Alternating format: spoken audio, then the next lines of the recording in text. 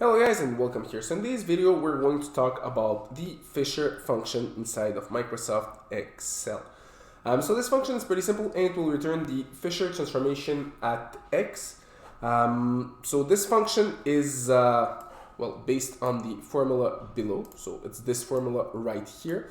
And the way this function works is not complicated, only has one argument that can be between -1 and 1. So if it's -1 or 1, it will be an error. So let's write down this function.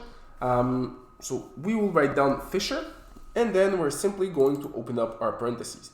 And then we're going to have our X argument that is required, which in our case will be 0.2 for the first example. So the X is simply the numeric value for which we want the transformation. And just like that, we'll have it right here. So for 0.2, it's going to be 0.22732, etc. So if we apply this function to this number right here, so if we copy it and paste it, we're going to have the Fisher transformation for this number. If we apply it for the number right there, same thing.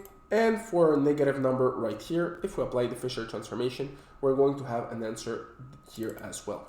Now, as I said, if this number is if it's greater than 1 or -1, it's simply going to be a mistake. So, if it's greater than 1 or smaller than -1, so in this case, if we write down 1, it's not gonna work. But if it's 0.99999, this will be the Fisher transformation associated with that number. Same thing goes with negative 0.99999. So this is how we use the Fisher function inside of Microsoft Excel.